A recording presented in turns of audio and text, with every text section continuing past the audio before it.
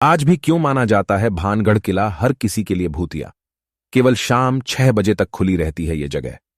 भानगढ़ किले को भूतिया बताने के पीछे कई कहानियां हैं।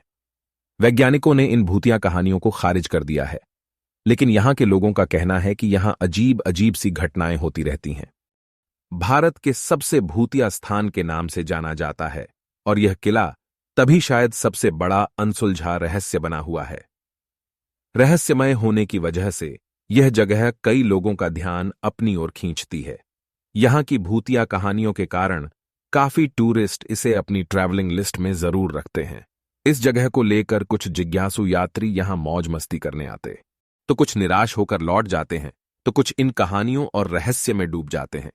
अगर आप भी इन यात्रियों में एक हैं, तो जल्दी से इस किले में घूमने का प्लान जरूर बनाएं।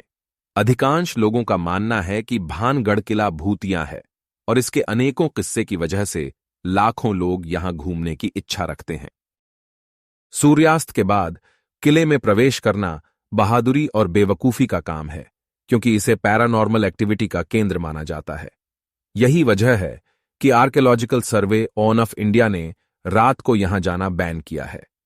स्थानीय लोगों की मनपसंद कहानी है कि लोकप्रिय सम्राट माधो सिंह, जिन्होंने गुरु बालू नाथ की स्वीकृति प्राप्त करने के बाद शहर का निर्माण किया था, वे एक तपस्वी थे जिन्हें ध्यान में रहना बेहद पसंद था। संत ने अपनी स्वीकृति इस शर्त पर दी कि महल की छाया उनके प्रार्थना स्थल पर नहीं पड़नी चाहिए। अगर ऐसा हुआ तो महल तहस नहस हो जाएगा। जब महल का निर्माण पूरा हुआ तो उसकी छाया संत के प्रार्थना स्थल पर पड़ गई, और भानगढ़ उसी समय तहस नहस हो गया। संत के क्रोध को झेलने के बाद भानगढ़ तुरंत एक शापित शहर में बदल गया, और इसे फिर से नहीं बसाया जा सका, क्योंकि इसमें कोई भी संरचना कभी भी जीवित रहने में कामयाब नहीं हुई। हैरानी की बात तो यह है कि बालूनाथ का तपस्या स्थल अभी भी खंडहर अवस्था में देखा जा सकता है। वैज्ञानिक भानगढ़ की कहानियों को खारिज करते हैं, लेकिन गांव के लोग अभी भी इस किले को भूतिया मानते हैं। स्थानीय निवासियों का कहना है कि उन्होंने एक औरत के चिल्लाने, चूड़ियां तोड़ने और रोने की आवाजें सुनी हैं।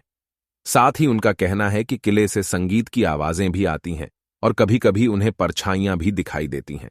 कुछ लोगों को लगता है कि कोई उनका पीछा कर रहा है और उन्हें पीछे से थप्पड़ मार रहा है। वहां से अजीब सी गंध भी आती है, ऐसा स्थानीय निवासियों का कहना है। इन्हीं कारणों की वजह से सूर्यास्त के बाद दरवाजे बंद हो जाते हैं और किले में एंट्री बिल्कुल बैन हो जाती है। हालांकि यह कहानियां मनगढ़ंत हैं या असल, इस बारे में तो कोई कुछ भी नहीं कह सकता।